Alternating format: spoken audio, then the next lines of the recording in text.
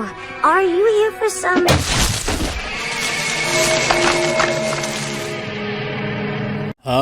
Batman. I don't normally talk about Western heroes on the channel, at least not in a positive way, but I will happily admit that Batman is one of my favorite comic book superheroes if you had a gun to my head. I know the internet has a bit of a stick up its ass when it comes to the Caped Crusader, with some people completely misunderstanding the character, thinking that because Batman is a billionaire, he spends his time beating up the poor, which, sure. Whatever you say, geniuses. And over the course of the years, there have been a ton of Batman iterations that play with the idea of Batman in various ways. Obviously, you got the iconic Batman the Animated Series. It's probably the most recognizable animated version of Batman around. And for good reason, since a ton of people who are in my age bracket grew up with this series, and was filled with a lot of iconic characters and moments, even making things like Mr. Freeze's tragic backstory and Harley Quinn. Oh no, Carl! I'm so sorry. It's a cancer ray! Harley Quinn, you gave me cancer? Why would they even make this?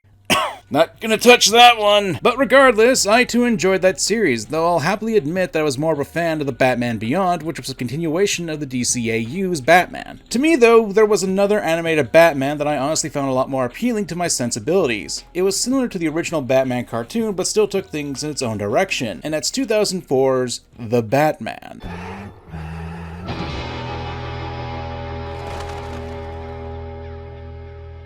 For today's video, I figured we'd take a little time and talk about the show and why I personally enjoyed it and how it stands out from other Batman materials. I'm MangaKamen, and it's time for The Batman.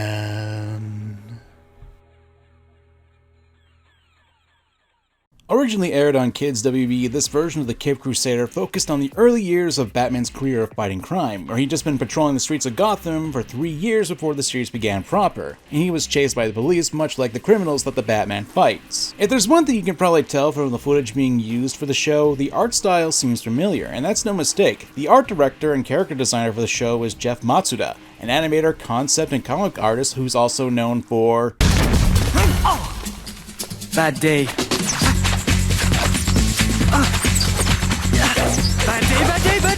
Bad day!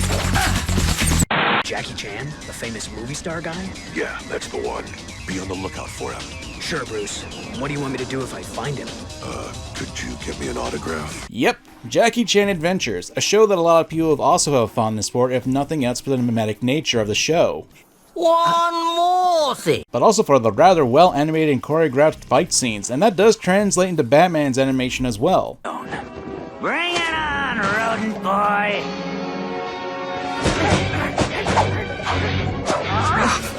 Watch where you're stepping! There's actually a focus on martial arts, and you can tell that there's being a case for the characters besides Batman because Joker and even the Penguin are able to physically fight against the Batman. Not to downplay the original Batman animated series, but the action was more forefront with this series, and as someone who loves fight scenes, I can greatly appreciate that time and care was actually put into the action, and what's better is that they don't actually detract from the narratives of the episode. There's also an underlying humor to the series that also wasn't in the original Batman animated series either, and I attribute that to Dwayne Capizzi, I hope I pronounced that right, who was also a head writer for Jackie Chan Adventures, but also had other notable series under his belt: Big Guy and Rusty, Ace Ventura, Pet Detectives cartoon, and the Masks animated series. And fun fact, there was actually a crossover between those two.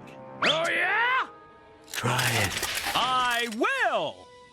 After a brief pause, for a fresh change of shorts. Back to the Batman, Capizzi obviously has a bit of a comedic side to him considering his work, but that doesn't mean he can't do serious works either. He also has done things like Transformers Prime and Superman Doomsday that do have a more serious tone to them. What I'm saying is, the guy can do some good weaving between comedy and serious writing, and that's seen in the Batman show. There are plenty of times where Batman isn't his usual stoic self, and in times so often banter as well as with the bad guys. But it isn't corny. Like, Batman is still rather green behind the gills and is still trying to find his Batman persona. I'd also be remiss if I didn't bring up the voice acting. You guys already heard the Penguin talking in the fight scene I showed earlier, but he was voiced by Tom Kenny. Yes, the same Tom Kenny who does SpongeBob and Ice King. Well.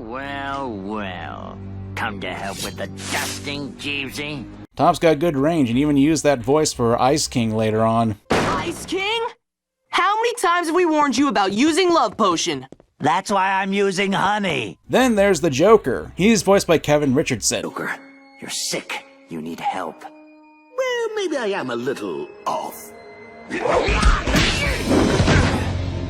But what are you gonna do? Lock me in the loony bin? He's had a lot of voices like Mauler Twins from Invincible, Trigon from Teen Titans, and many others. Sure, he's not the same as Mark Hamill's Joker, but I think that's a good thing. Richardson managed to make a very entertaining Joker that has a lot of range and emotion in the role, and the voice certainly does fit the character. I'm pretty sure that this Joker is a bit divisive with fans, mainly because of the design, but I'm not really going to say much on that, only that I can see the appeal and I can also see how some people aren't a fan of him. Then we got Bruce Wayne in Batman, voiced by Rino Romano. You know, I once toyed with the idea of buying the Gators. Buying them lunch. He's done enough work for a few Spider-Man games, and was the original English dub for the 90s Sailor Moon tuxedo mask, but the role I want to highlight is this one. Well, I see that the president's equipped his daughter with ballistics, too. Yeah. Same voice actor here. I'm not going to go through the voice actors for all of the characters, but to me there's a lot of talented works behind here and there's a lot of polish for this cartoon. The basic idea was your simple villain of the week episodic series, of course. There was a bit of an ongoing narrative though, especially considering a certain character that we'll get to in the next section. To me, one of the better things about this version of Batman is that it was trying something different.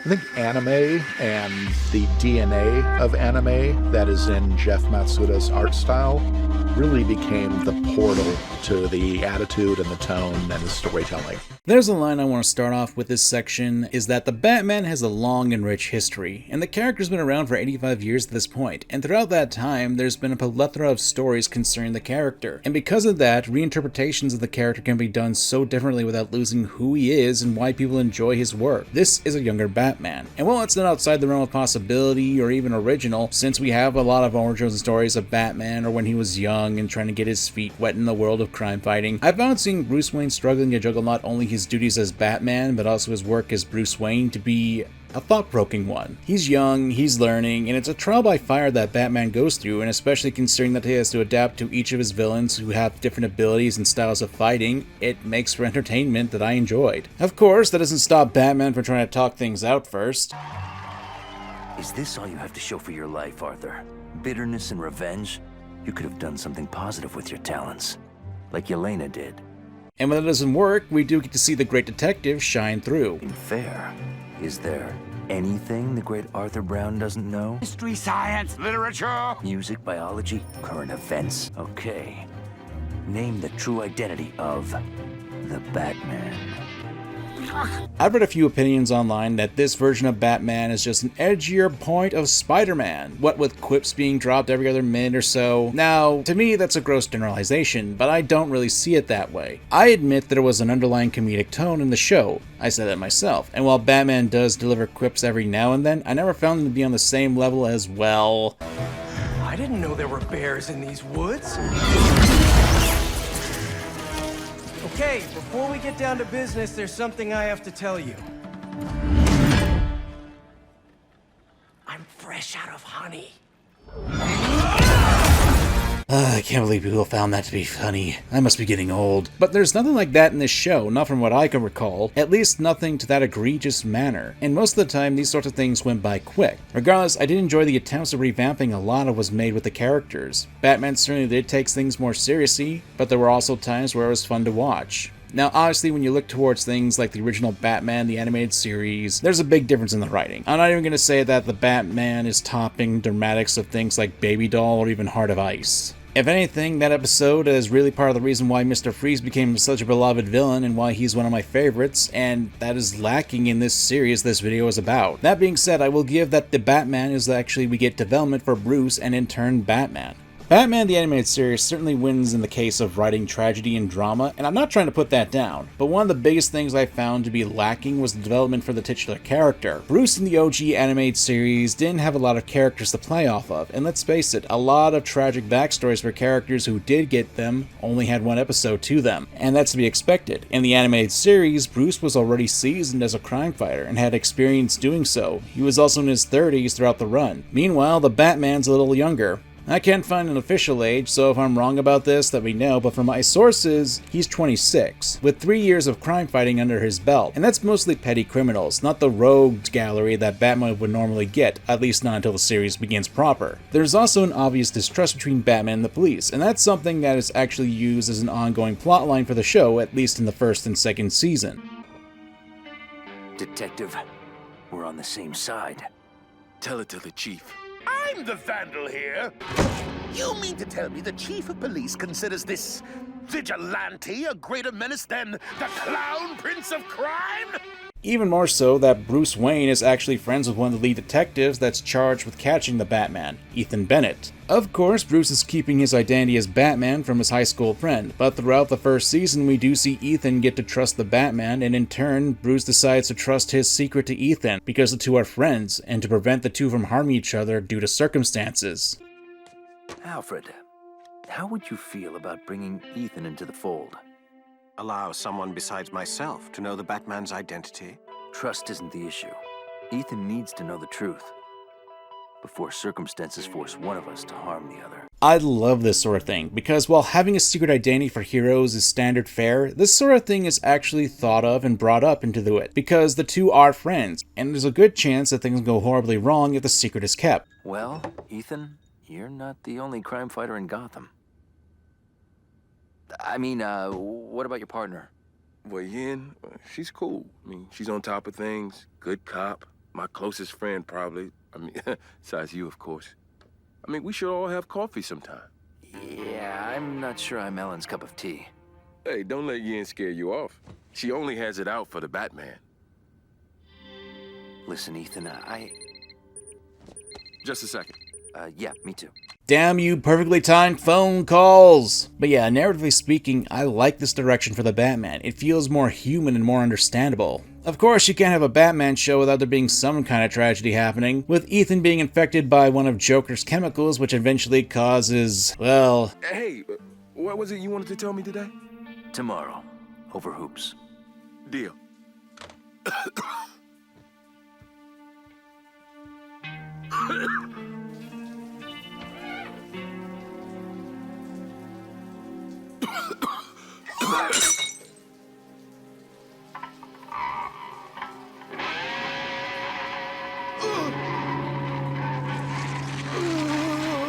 Yep, Ethan becomes this series' Clayface, and it's brilliant for characterization, as through this tragedy, a new form of trust is made. If you ever need me.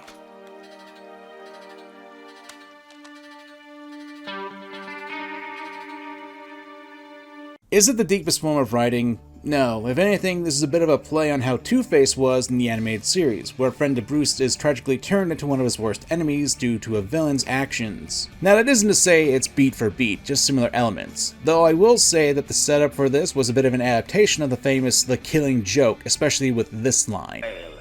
All it takes is one too many orders to make the cuckoo call.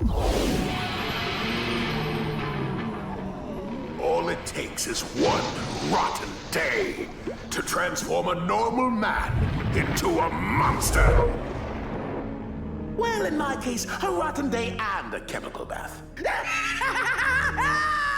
Also, cards on the table, I do think it's a bit unfair to compare the animated series with the Batman. Both have their strengths and weaknesses, and I've highlighted a few already, but both have their own directions with the world of Batman for them. Though I would imagine that most people would probably prefer the writing of the animated series, since it really knows how to tug on the heartstrings and has a lot of recognition for its strong writing. I'd argue that the only sin of writing with the Batman 2004 cartoon is that all the cat puns that Catwoman spouts out.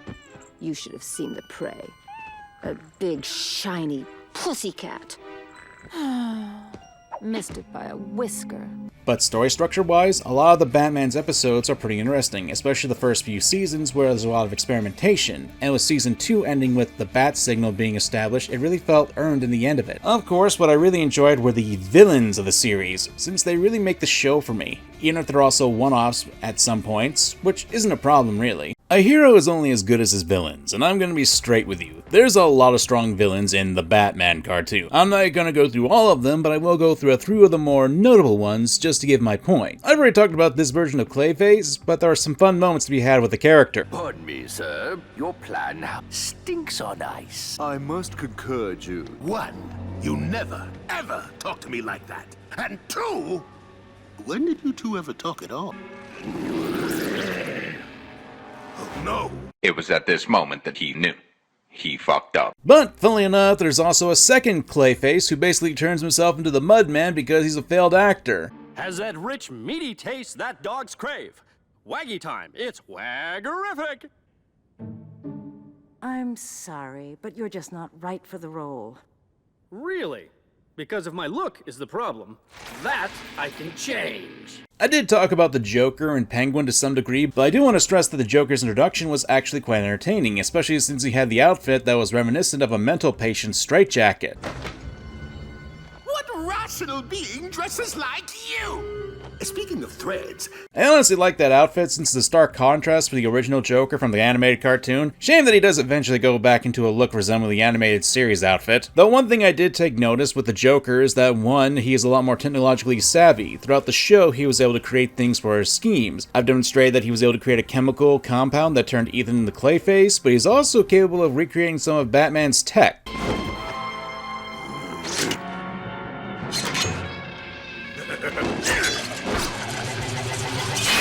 And I found this Joker to be a bit more of a threat. At least the guy can go toe-to-toe with the Batman as well.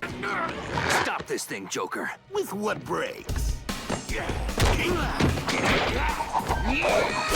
He actually feels like a full-on threat with his schemes, and when he's confronted as well. I'd be remiss if I didn't bring up the time that the Joker, well...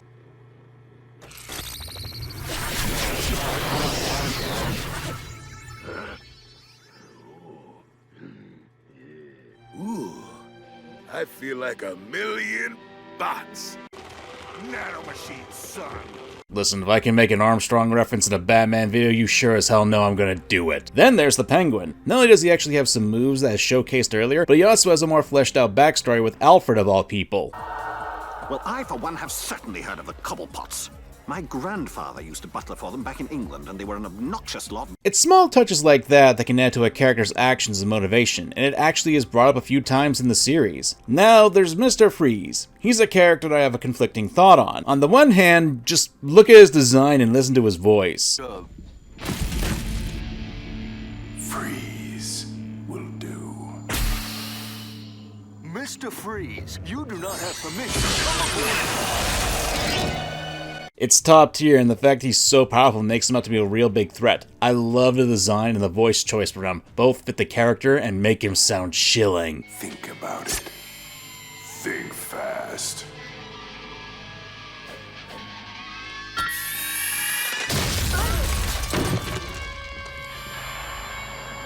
The problem with him, though, is the backstory. I know I said I think it's unfair to really compare this to the animated version, but Mr. Freeze's backstory in that was so iconic that it essentially became a mainstay in almost every iteration of the character afterwards. Now, does that mean you can't do something different with the character? Of course not. Personally speaking, I would appreciate if there was some remix and revamping of backstories, especially for a new iteration of the series. If you're going to change up a lot of the characters and such, it's only natural to do so. However, what we got from Mr. Freeze for this one is...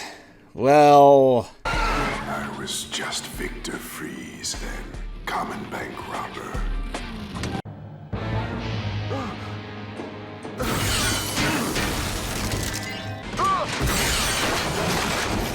My diamonds!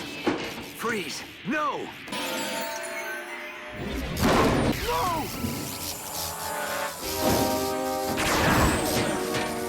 Turns out he's just a bank robber who was in a horrible accident. Though I will say it's an interesting turn that it was because of Batman's lack of experience that created a real monster. It's not a horrible backstory for Mr. Freeze. If anything, I like it when it's on the heroes that cause their villains to become monsters. Makes it a lot more personable in that way. I do believe that you could still incorporate Mr. Freeze's tragic backstory with this one, however, and even have a nice little callback to another piece of Batman medium. Just have his jewel theft be motivated to pay for his wife's treatment, and while he was being mutated into the jolly old snowman, have his wife pass away, and therefore Mr. Freeze would become an apathetic monster who's trying to fill the void in his heart with the one thing that could have saved his wife. I don't know, I'm just a YouTuber, I'm not a cartoonist or a cartoon writer. At least we got Clancy Brown's voice behind the cold. Really makes the character sound super sinister. There are several other villains I could go into for the show, like how the Riddler looked like he took some tips from Marilyn Manson's stylist. Oh, and then there was Harley Quinn, and even did something honestly pretty fun with her introduction. Yeah, who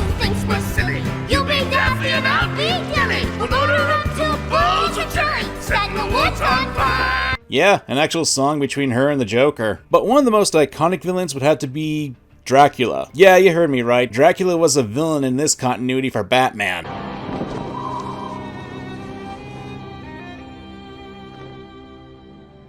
So the folk tales are true. There is another bat in Gotham. Count Dracula, I presume. A legend you are apparently intimate with.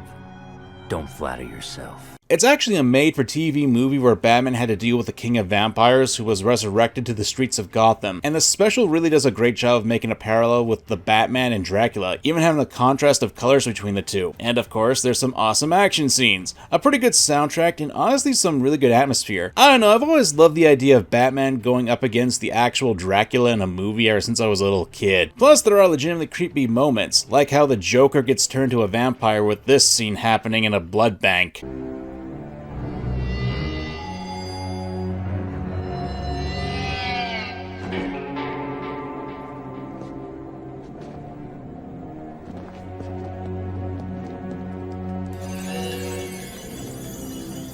The movie really utilizes the use of colors really well and sets the scenes up with it. It makes sense with all the Bat connections. Hell, give me a live-action version of Batman duking it out with Dracula. Come on, that would sell like hotcakes. I'm not really doing the special justice with this video, but if you want to see something like this for our Halloween special, be sure to leave a like and comment vampire. We get about 3K likes on this video, I'll whip up a Batman vs. Dracula for this year's Halloween. But to get back on topic, I found a lot of the villains in this show to be at the very least fun and entertaining to some degree.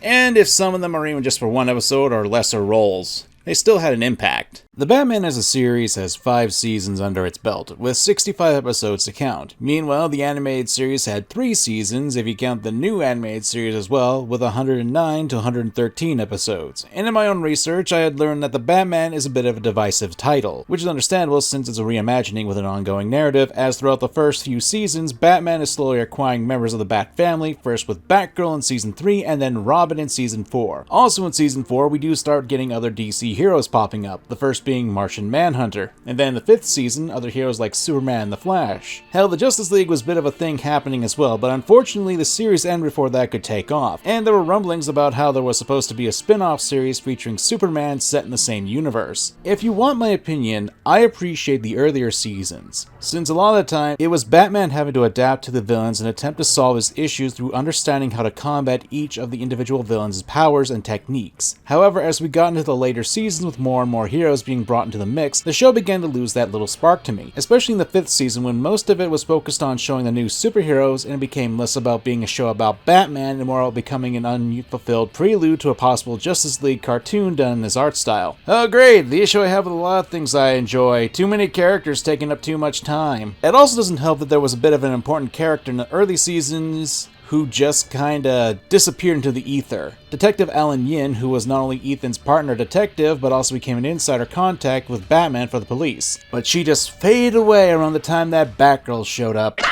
Oh, now what? I suppose you're gonna show me. Oh, gee, that's very nice. Oh, what is this, some kind of magic act? At the end of Season 2, she just disappears, and that really sucks, especially since you did have a perfect episode to bring her back, and that be Clayface's, which brought back Ethan as Clayface, and she's not even there. Even you deserve better than this. I'm getting way off topic here. However, as anyone can wonder, this show did have an uphill battle. It came out in 2004, which had to actually compete with the Justice League and Justice League Unlimited, which had its run through 2001 to 2006. Then there's the Teen Titans cartoon, which was also widely popular at the time and had started a year before the Batman came out. So there was a lot of DC material that would give the show a bit of a rough start to really stand out. Not help that the art style really made the series come off as a lot more geared towards children, and according to an IGN article, yeah, I know, IGN is terrible, but it's a source nonetheless, and it does give a somewhat idea of what was said at the time. The show, which just ended its run last spring, never won over die-hard fans the way the animated series did, but it did manage to last for 5 seasons all the same, and I think it's rather unfair to the Batman. Yeah, there's a lot stacked against it, but the show does have a number of great elements to it. Is it perfect? Nah, I just went through some of the issues of the show. It's far from terrible though, and while I'm not a die-hard Batman fan, I do think the show is worth your time. I certainly found it to be a great time when I went through a watch not too long ago, so I think there's only one last thing to say. It's been 20 years since this show started, and sure, it's directly in the shadow of Batman the Animated Series, and for good reason too. The iconic Batman series has managed to get a ton of people into the comic book industry and has made a lot of amazing episodes and scenes that people this very day are discussing online. But to me, I I feel like the Batman also deserves a lot of that praise too. Sure, it doesn't have the deep character writing of some episodes of the animated series, but that to me isn't an issue. The Batman tried something different with the source material, and it certainly didn't make the Batman into a joke. If anything, I don't see it as competition for the animated series. I just see it as another piece of the Batman lore, and that to me should be something that everyone should like. Yeah, it's a different take with a different art style, but variety is the spice of life, my friends, and you should at the very least give the show an honest chance. Trust me, it's good. Until next time, my friends, I'm MangaKamen, and thanks for watching. Laters!